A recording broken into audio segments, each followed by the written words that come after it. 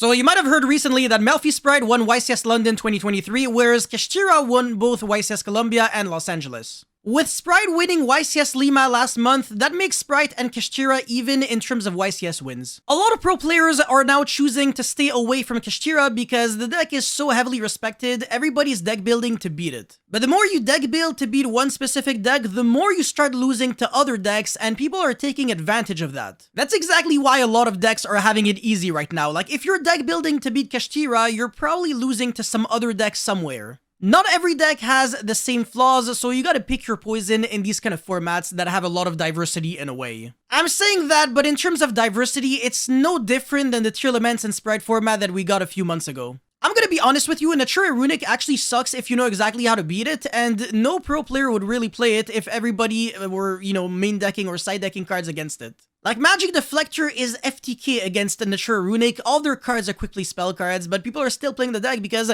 nobody's playing Magic Deflector. Everybody's playing Book of Eclipse, and everybody's playing like Kurikara, but Kashtira players don't give a shit, like they're still playing the deck. At the end of the day, it's a numbers game. And when 20% of the player base goes in the tournament with Kashtira, it's no surprise that 40% of the top cut is still Kashtira. Now, deck building is cool and all, but let's talk about gameplay more specifically. I'm not gonna lie, nobody's playing correctly against Sprite, like, at all. I mean, deadass, people are using freaking Dimension Shifter against Sprite. Like, whether you're using it on draw phase, standby phase, or main phase, it's incorrect. I'm gonna be honest, using Shifter on draw phase or standby is even worse. Like, are you trying to die? Congratulations, you now have a monster in your graveyard so Mannequin Cat can revive back to your field, and then they can summon Blue or Jet, and then end on a bigger board. Oh, and to make matters way worse, you now have a monster on the field, so if you're playing Kashtira, your own Shifter is cog-blocking you. At the very least, wait until they use Sprint Effect and then change Shifter, so yeah, you can still lose to Triple Tactic Talents, which is a staple, but it's now the end of the world. Actually, it's probably gonna be the end of the world because by the time you use Shifter, they're probably gonna have red on the field. Oh, and also, a lot of people are oblivious to what the Melffy engine does. It is made up of 4 cards, Caddy, Penny, Melffy of the Forest, and Herald of the Arclight. So the goal is to Xyz summon Melffy of the Forest, and then search the Caddy, and then special summon it from the hand on the end phase. And then whenever your opponent normals or special summons a monster, you get to trigger the effect of Caddy, bounce it back to the hand, and search the Penny, which then triggers Melffy of the Forest in order to prevent an opponent's monster from attacking or using its effects on the field this turn. So that would be interruption number 1, and then interruption number 2 would be the in-hand effect of Penny that you're using to synchro summon for Herald of the Arclight after you use the effect of Caddy, so that you have an Omni Negate, and again, your opponent's monster cannot attack or use this effect. Herald of the Arclight is really nasty when your opponent can't really attack over it, because then it would be like a real threat, and again, the Darklaw-esque effect would really come in clutch. Okay, maybe not against Kashtira, but whatever, you get the point, it's usually really good. So again, if you can just access one rank 2 Xyz monster, you have an Omni Negate and a monster effect negator and kind of like a negate attack in a way. Paired up with other negates, this is absolutely no joke. As a matter of fact, I want to say this is actually unfair. And if you also had a Mannequin Cat on the field while you're doing all of that and your opponent summons like a Fenrir, you can pretty much summon like your own Fenrir or something, or do whatever the hell you want, it doesn't matter. So yeah, even though Sprite is no longer like a Toad turbo deck, people are still playing Toad, or people could, again, just rely on the Melffy engine, Mannequin Cat, or whatever red carrot to negate stuff. Now, red is actually obviously a really good card because it's good against hand traps, but carrot is particularly good because it fixes the main issues that the deck has. If someone uses like Darkhold against you, you're screwed. Like, the deck really doesn't like getting Darkhold. Like, you really want your monsters to stay on the field. But again, you have an Omni Negate in the form of Carrot, and the Herald of the Arclight is not on the field yet because